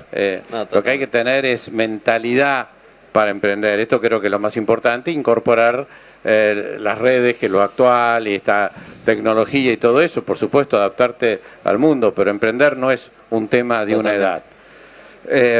Muchas gracias por invitarme a este panel, y nuevamente lo felicito por estos 30 años tan productivos de APRESID y la posibilidad de compartir con Juan, con Santiago y con Roberto este panel. Y déjenme, antes de que me pregunte sobre el financiamiento, hacer un par de reflexiones sobre lo que dijeron tanto Roberto como Santiago. Es muy común decir la Argentina con vaca muerta tiene que elegir entre ser Noruega o ser Nigeria. Yo les traigo una mala noticia: no vamos a ser ni Noruega ni Nigeria, vamos a ser la Argentina. O sea, lo vamos a hacer a nuestra manera. Lo cual no quiere decir ni mejor ni peor que eso, sino oscilando dentro de las posibilidades argentinas de hacer esto. Porque vaca muerta, como lo dijo Santiago, significa un potencial de 20-25 mil millones de dólares de nuevas exportaciones. Y este es un dato macroeconómico. Discúlpeme, los economistas siempre arruinamos el asado con estas cosas. Y 25 mil millones de oferta, que además vienen de manos privadas, es una complicación. O sea, acá pueden pasar dos cosas. puede ser de que simplemente esto se agregue a la oferta de divisas, en cuyo caso se aprecie muchísimo la moneda, que es lo que ha pasado con muchos países petroleros, y por lo tanto todo el resto de las actividades, incluyendo la agroindustria, incluyendo la biotecnología, dejan de ser competitivas, porque ¿a qué tipo de cambio es competitivo todo lo que nos contó Roberto? Si de repente aparece toda otra pampa húmeda ofreciendo dólares, esto es un problema. Entonces, ¿cómo se puede solucionar esto de la manera, no digamos Noruega, pero sensata? Diría Chile lo ha hecho. Y con una mezcla de dos cosas. Y tengámoslo claro, una mezcla de dos cosas es lo que haría que Vaca Muerta sea más parecido a una bendición que a una maldición. Una mezcla de superávit fiscal y apertura de la economía. Si el superávit fiscal está en el orden del 2 o 3% del producto, el Estado va a poder comprar la mitad de lo que genera Vaca Muerta. Y entonces nos vamos a parecer a Chile o nos vamos a parecer a Noruega sin ser Noruega. Para que tengan una idea qué es Noruega, Noruega ha generado de todo el petróleo del Mar del Norte una solvencia previsional y fiscal tan importante que hoy un noruego se jubila con un valor presente de su flujo de jubilaciones superior a $1 millón. O sea, esta es la jubilación de un noruego promedio. $1 millón a cobrar en cuotas. ¿Por qué? Porque ha hecho una fortaleza fiscal tan grande, ¿qué es esto? No estoy diciendo que Argentina va a hacer esto, puede a lo mejor ser Chile, que también tiene un fondo anticíclico financiado por el cobre, y de esta manera ha logrado un sistema fuerte. Pero esto exige una mezcla de dos cosas. Primero, de que una parte importante del superávit comercial que genere Vaca Muerta sea comprado por el Estado con recursos genuinos, no con expansión monetaria. Si lo compra con expansión monetaria, hay apreciación cambiaria. Y la otra mitad que vaya a importaciones. Entonces yo tengo muchas reuniones en estos días con productores agroindustriales, lo tuve en la rural el otro día, lo tuve en Junín, en Trenkelauken, y están preocupados por este acuerdo con la Unión Europea y ven qué podemos vender. Y yo les digo, no, piensen qué podemos comprar, qué podemos importar, porque muchos, y soy del rubro de los lácteos, entonces lo uso como ejemplo, muchos de los quesos que hacemos no vamos a poder seguir haciendo. Porque no vas a poder seguir haciendo parmesano, roquefort, esta clase de quesos o camembert. Estos son quesos esencialmente europeos y seguramente lleguen más baratos cuando hagamos el acuerdo con la Unión Europea. Pero sí podemos hacer el Tafí del Valle, el Mar del Plata, el queso Tandil, ¿no es cierto? Y hacer denominaciones de origen. Entonces pensemos qué podemos vender. Pero también pensemos qué podemos importar. Porque vamos a poder importar maquinaria para hacer quesos a 15 años de plazo al 3% de tasa de interés. O sea, pensemos toda la competitividad que vamos a lograr pudiendo importar. Y es muy importante que generemos una demanda de importaciones para poder absorber el superávit de Vaca Muerta. Esta es la solución, transformarla en importaciones de bienes de capital. Y acá me quedo también con una cosa que dijo al pasar Roberto, que es una bomba atómica, cuando dijo que la promoción automotriz es del 61, hacete cargo, ¿no es cierto? Pero vaya pregunta, ¿no es cierto? Para hacerse ahí. Pero bueno, esto creo que es un tema importante. O sea, lo más probable es que no seamos ni Libia, ni Angola, ni Noruega, y lo solucionemos, ojalá bien, este tema. Si vamos a hacer Venezuela, te lo contesto el lunes, pero yo creo que no, ¿no es cierto? O sea, creo que tampoco. Yo trabajé bastante en Venezuela en los 70 y ya estaba sembrado. En los 70, cuando nadie hablaba ni de Chávez ni de Maduro, ya la sociedad venezolana tenía algunas características que hacían prever esta configuración que tiene ahora, este facilismo. Claro, es peor que nosotros, es un pueblo, yo nunca me voy a olvidar, lo cuento porque vale la pena. Estaba dando clases en un lado a la mañana y otro lado a la tarde, año 76, y almorzaba y me hice amigo de un chico que me ilustraba los zapatos de la comuna en aquella época y me parecía brillante, y yo le pregunté, ¿por qué no estudias? Y tiró el cepillo y me dijo, ¿por qué voy a estudiar? Y para que te vaya mejor. Cuando me den mi parte del petróleo no necesito trabajar más. Y claro, tenían un presidente, Carlos Andrés Pérez, que le decía, el petróleo es de los venezolanos. El mensaje es, no necesitas trabajar para ser rico. Hacías la cuenta y te tocaba una fortuna. Entonces, eso ya ahí estaba la semilla del populismo autoritario que después se desarrolló con Chávez y con Maduro. O sea, creo que tenemos que ser cuidadosos. ¿Qué pasa si hacemos las cosas mal? Y entonces optaremos por el populismo, Vaca Muerta generará una apreciación cambiaria, generaremos un populismo que va a expropiar ciertas cosas, va a poner trabas, controles de cambio y tendremos las experiencias mediocres que yo aspiro a que estén quedando en el pasado, pero siguen estando todavía como posibilidad y es un tema muy importante. Me meto en el tema del financiamiento que me pidieron que toque. Acá está Giaquino, que me acompañó hasta hace poco en el directorio, y Carlos Castellani, que me acompaña todavía, y ellos saben que yo disfruto lo que hago, ¿no es cierto? O sea, que me tomo ciertas oportunidades, y una de las oportunidades que me tomo para disfrutar lo que hago es que cuando viene un empresario poderoso y trata de ver la posibilidad de tener un buen crédito, yo me divierto haciéndole la pregunta, ¿y vos ahorrás en el Banco Nación? Y no sabes la cara que ponen.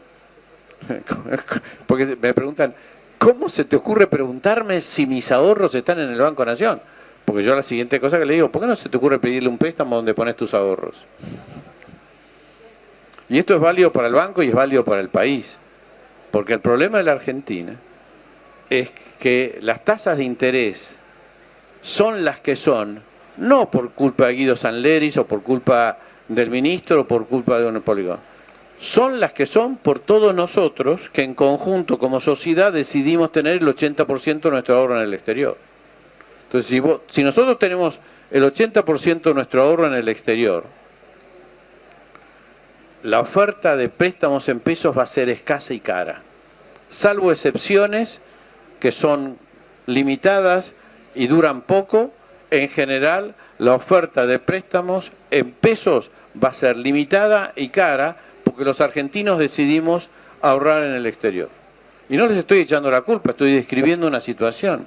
No es una ilegalidad, es simplemente una respuesta de 70 años de políticas inflacionarias, de que le hemos sacado 13 ceros a la moneda, de que hemos expropiado depósitos, que hemos especificado otros depósitos, que hemos tenido defaults privados y públicos, o sea, toda una larga historia que hace que los argentinos ahorremos en el exterior y esto condiciona el financiamiento en moneda local. Tenemos un sistema financiero 5 veces menor que el de Chile, en términos comparativos, 4 veces menor que el de Brasil y 10 veces menor que el de cualquier país desarrollado. Pero puse ejemplo Chile y Brasil, porque son dos países que también tuvieron inflación y son de la región y no son noruegos, digamos, no son parecidos a nosotros. Entonces, yo creo que tenemos que tomar conciencia que esto es una batalla muy larga, que hay que persistir con este tema y que depende de muchas cosas. Juan Liach, un economista a quien respeto muchísimo, escribió hace pocos días un muy buen artículo sobre el bimonetarismo como una de las grandes enfermedades que tiene la Argentina, esta cosa de usar el dólar para valuar, usar el dólar para ahorrar, hasta para ciertas transacciones, ahorramos en dólares. Bueno, esto no puede pasar desapercibido.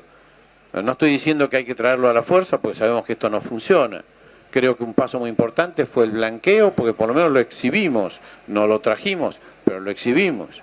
Ahora, para poder también recibir, como con Vaca Muerta, todo ese flujo de dólares de vuelta, tenemos que tener un superávit fiscal muy importante o abrir la economía para poder usarlo para importar. Viene de capital o lo que sea. Tenemos que tener esto en la cabeza. Esos dólares no pueden ser adquiridos por el Banco Central con emisión monetaria, porque eso nos lleva a la hiperinflación.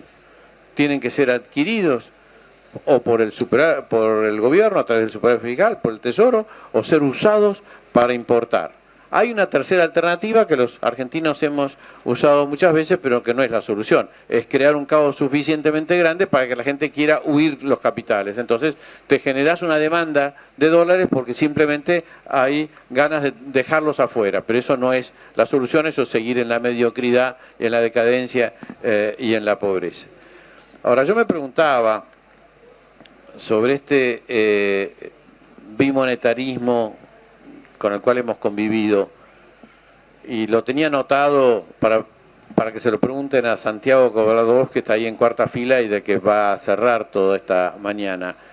¿Hasta qué punto este bimonetarismo no es la consecuencia de tener un sistema político donde la alternativa de un populismo autoritario, y digo populismo, hay acepciones más amigables, populismo para mí es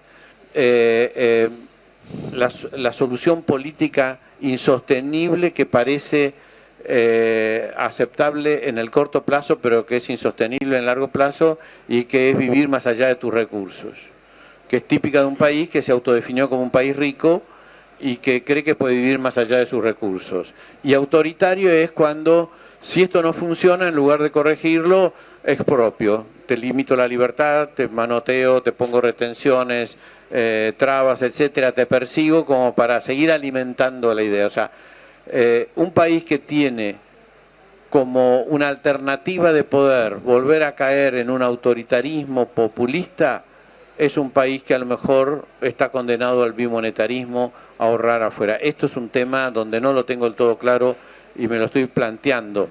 Y me lo planteo mucho más allá de esta cuestión filosófica. Me planteo decir, bueno, esto a lo mejor el gran desafío del próximo gobierno es erradicar la alternativa política de un populismo autoritario y poder tener alternativas republicanas que serán más de izquierda, más progresistas o más de derecha, pero dejando de lado el populismo autoritario, que yo creo que es lo que explica la falta de inversiones y lo que explica este bimonetarismo. Y si me aprietan les voy a decir que gran parte de los problemas que no se han podido solucionar en la Argentina en los últimos 4 años no han sido por la política económica aplicada, sino han sido porque hay viva una alternativa política de populismo autoritario, y quien viene a invertir no mira solamente las medidas del momento, sino mira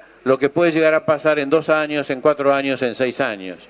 Y mientras la Argentina tenga esta posibilidad de un retorno de un populismo autoritario, muchas inversiones no se van a realizar en Argentina, y sin inversiones el volver a la estabilidad macroeconómica es un camino mucho más duro, con mucho más costo social. Entonces todo esto para mí tiene que estar sobre la mesa y tiene que ser analizado.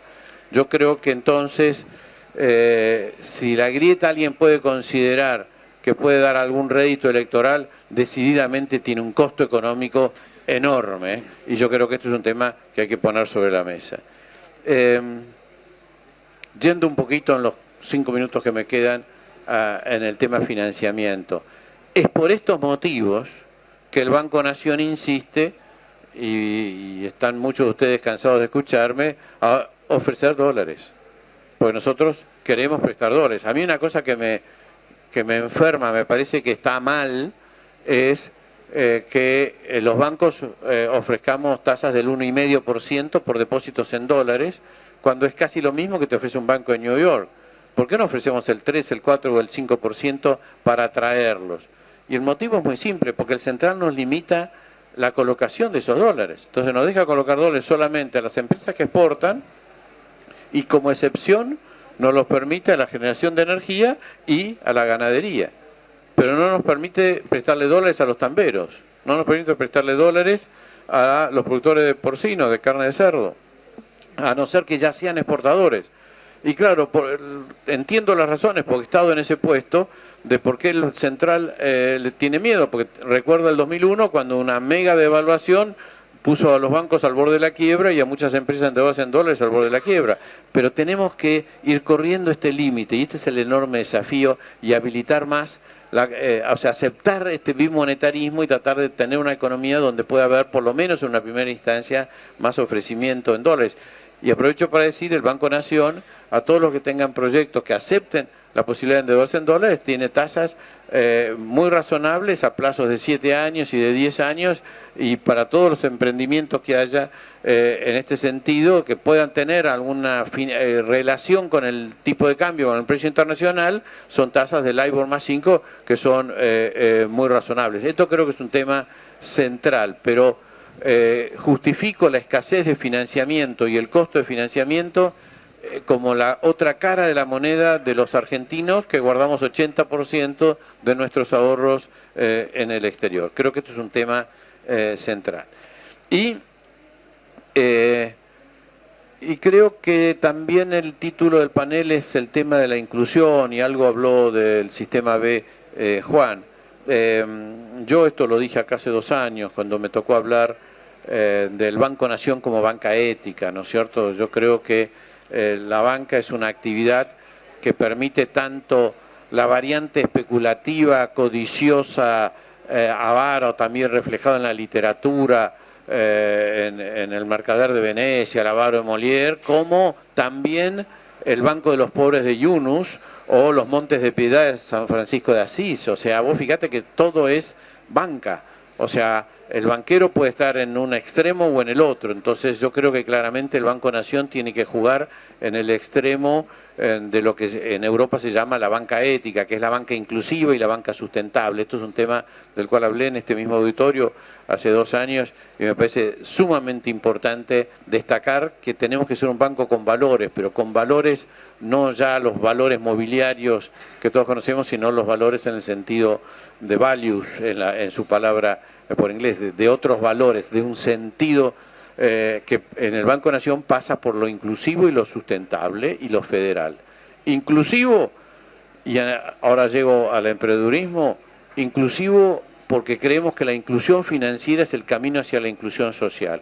Y estoy orgulloso de decir que la política de financiamiento a microcréditos, a microemprendedores, que no son tan chicos, son préstamos que en promedio son de 250.000 pesos, ya llevamos 42.000 otorgados, y en cada sucursal del Banco Nación hay un referente que está dedicado a salir del banco a buscar microemprendedores, porque los microemprendedores no vienen al banco.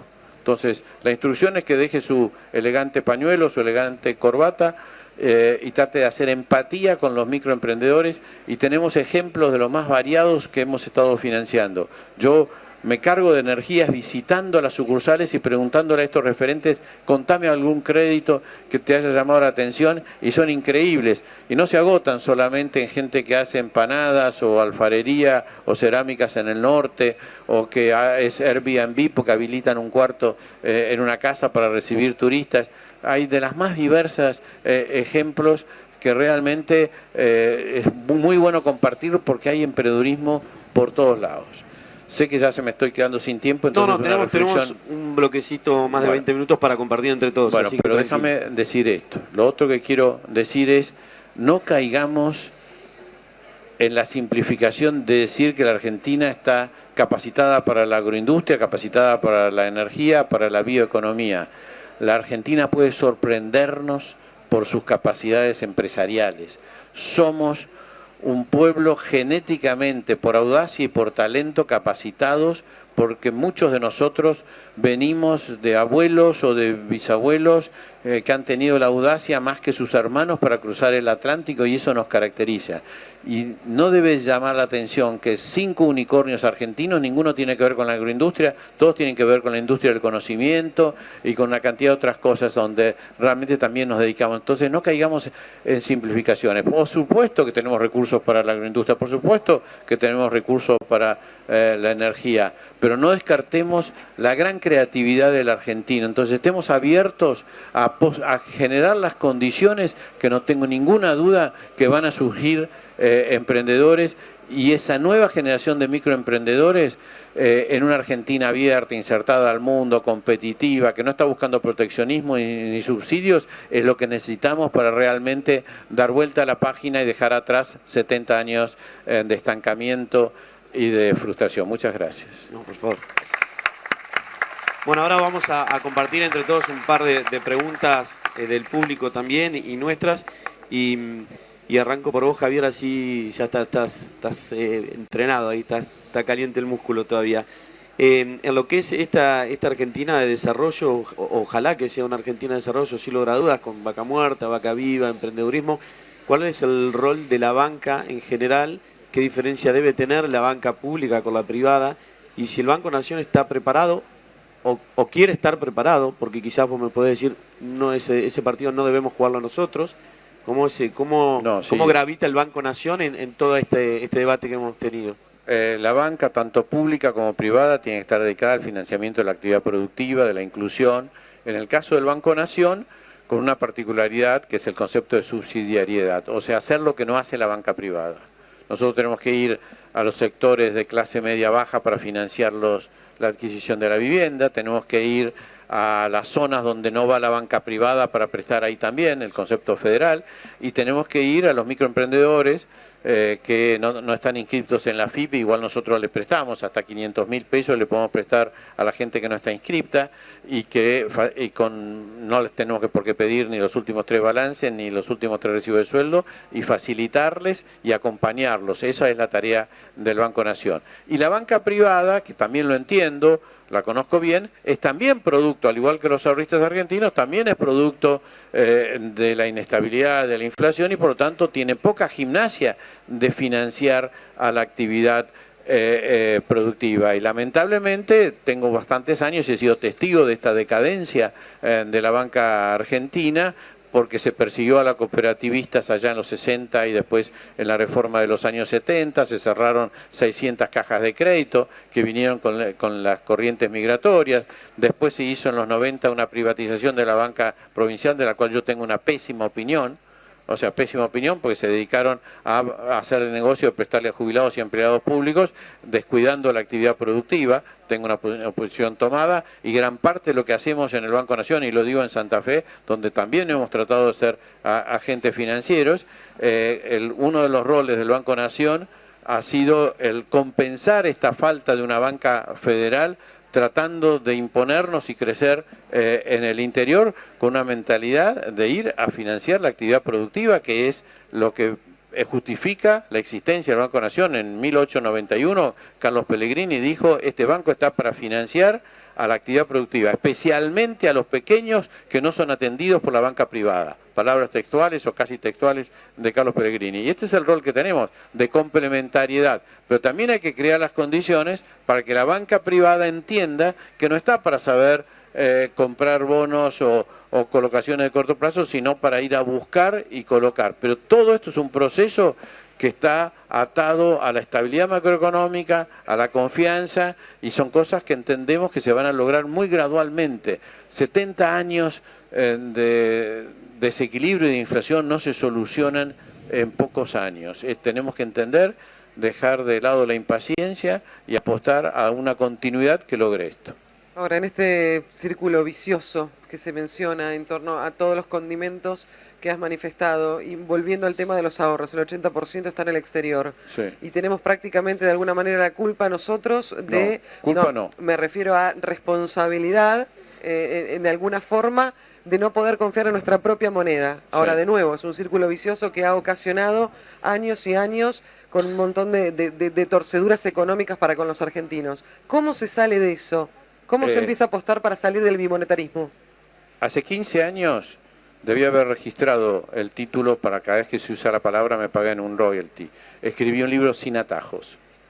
Y ahí está la respuesta, sin atajos. Y celebro cada vez que los gobernantes nuestros usan esa expresión. ¿Por qué?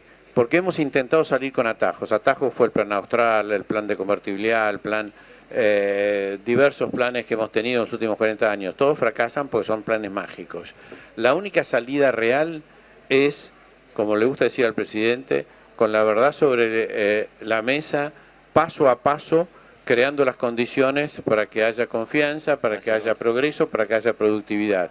Y dejar de lado las soluciones mágicas, como la de la dolarización, como la de sacarle ceros a las monedas, como los diversos planes que hemos tenido que solucionaban lo aparente pero no lo esencial. Lo esencial pasa por el tema fiscal, pero el tema fiscal es una consecuencia, pasan por un exceso de gasto público, pero también el exceso de gasto público es una consecuencia de la falta de productividad, de la falta de austeridad, de vivir de acuerdo a nuestras posibilidades y recuperando los valores que nos pusieron hace 100 años. Fíjate vos que hace 100 años, 1919, en el diccionario enciclopédico español decía de Argentina, la palabra Argentina decía país que va a ser tan rico que va a competir con Estados Unidos por el liderazgo del mundo, hace 100 años.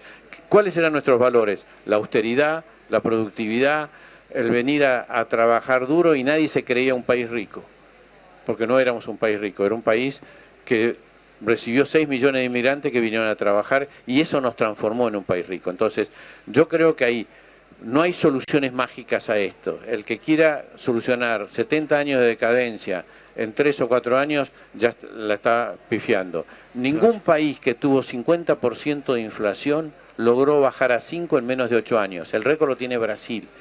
Israel tardó 13 años, Perú tardó 18 años, Chile más de 15 años. Entonces, los argentinos tenemos que entender que esto es una tarea de paso a paso durante muchos años para recuperar la confianza en la moneda, la confianza en nosotros mismos, y por eso es fundamental dejar de lado las opciones que tengan atajos, las soluciones populistas, las soluciones autoritarias. Santiago, no vayas a pensar que te vas a huir de mi pregunta sobre el cheque. Ojalá seas gran responsable del fondo que va a tener ese documento para ir a cobrarlo en algún momento. ¿Qué te gustaría que suceda con ese cheque? ¿Qué debería hacer Argentina con ese cheque? ¿Estamos preparados como sociedad? Y hablo de los políticos, de los empresarios, de los sindicatos. ¿Socialmente estamos preparados para ese enorme cheque? Es difícil responder, sería un juicio de valor un poco temerario. Creo que todos y cada uno de nosotros hemos vivido la experiencia tal vez de soñar, pocos de enfrentar la situación de qué haría si mañana viene alguien y me regala una cantidad exorbitante de dinero, porque no es poca plata, es mucha plata. Y es verdad que a uno le tiembla la estructura, porque se pone en entredicho una cantidad de cuestiones bien profundas. Trato de ser concreto. Lo primero es lo que acaba de decir Javier, no lo usemos como un atajo para soluciones que requieren mucho tiempo y mucho trabajo. Y eso es una de las grandes Pero sabés que cuestiones. somos muy buenos haciendo eso, ¿no? Obvio, porque hemos quemado muchos cheques. Claro. Hemos quemado muchos cheques, no es la primera vez que recibimos una herencia. Claro. Somos especialistas en quemar herencias y en dejar poco. Entonces, lo que creo es que esta oportunidad, esta nueva oportunidad que la vida nos regala o que nos brinda, como toda sociedad, lo que yo recomiendo modestamente y humildemente son 2 o 3 cuestiones. Y este es el ámbito ideal para compartirlo, entre amigos, entre gente que sabe de lo que se trata el esfuerzo y el tiempo y la resiliencia. Y que las cosas que valen cuestan. Entonces, el primer consejo que comparto es, Vaca Muerta no es un problema estrictamente energético. No es un tema exclusivamente de índole de un grupo muy acotado de entre 50 y 100 empresas. Créanme que a diferencia de ustedes, el clúster productivo de ustedes es un colectivo de entre 200 y 300.000 pymes, amén de grandes empresas, pero ahí hay una vida, hay una fuerza que la representan todos ustedes, que en el caso de Vaca Muerta no es así. Vaca Muerta es un club muy chiquito, en el cual de alguna manera tenemos que la sociedad, y lo digo desde un poco del sector de Vaca Muerta, la sociedad debería pedir o solicitar o reclamar intervención en ese tema. No es un problema del sector energético, no es una oportunidad del sector energético exclusivamente, no es una oportunidad de la geografía específica de Neuquén, en este caso. Es un tema federal, que debe ser abordado de la perspectiva federal, por un lado. Es un tema que no es del momento actual, es un tema que tiene trascendencia intergeneracional. No fuimos nosotros los que desarrollamos el conocimiento, lo recibimos de miles de años atrás y estamos obligados a dejarlo. En ese sentido, y acá termino, yo creo que efectivamente me encantó lo que dijo Roberto también, que la vaca muerta le dé vida a la vaca, que le dé fortaleza, le dé sabiduría y oportunidades a la vaca viva. Y creo, honestamente, que la mejor manera de honrar esa promesa y esa esperanza es precisamente participar, solicitar, formar parte de ese debate, de manera tal de que hayan miradas complementarias, que hayan intereses complementarios, que créanme que los hay. Es decir, que esta comunidad tiene mucho para opinar, para aportar, para acompañar a la comunidad Vaca Muerta. Y creo que la comunidad Vaca Muerta debería, con inteligencia y con humildad, aceptar todas las experiencias que ustedes han logrado desarrollar y capitalizar en ¿cuántos? 30 años y también más. Con lo cual, modestamente, sería muy esperanzador para acercarnos más a Noruega y alejarnos de Venezuela, que haya una síntesis entre las vacas y que apostemos a que el futuro pasa por acá. Pasa por acá, pasa por la cabeza, pasa por el conocimiento, pasa por la innovación, pasa por la investigación y no pasa por la explotación de recursos sin valor agregado, sin agregado de inteligencia, etcétera, etcétera.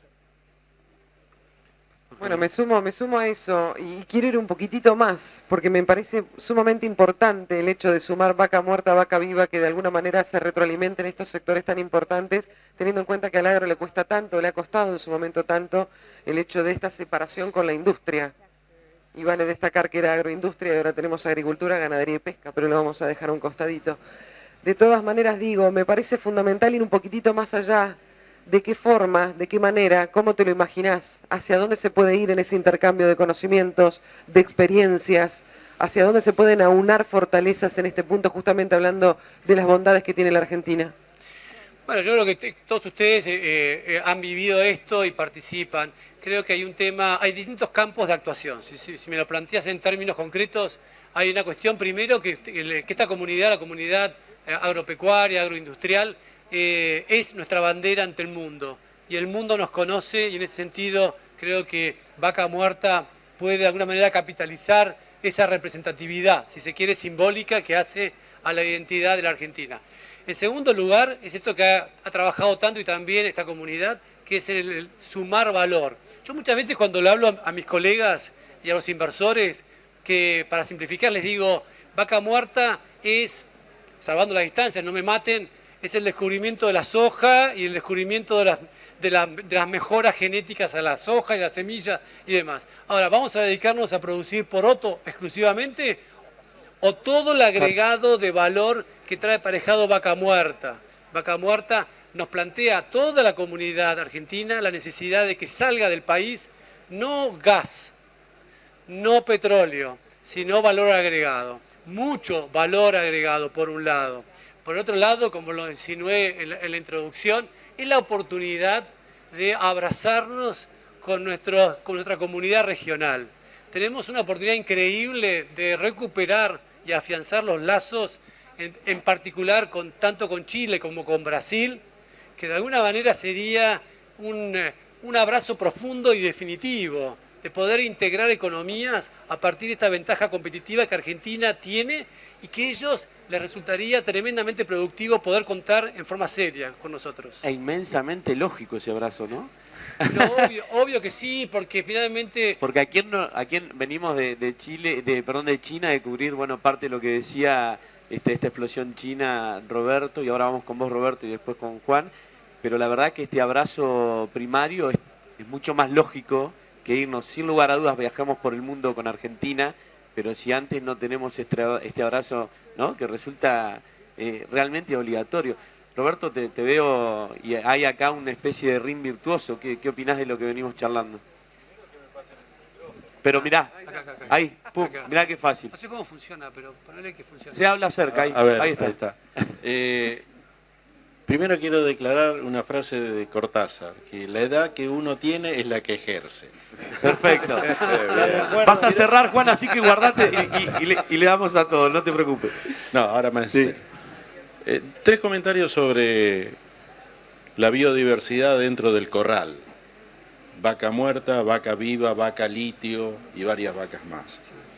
A mí me parece que hay que tener en cuenta cuál debería ser el sistema de precios del año 2030.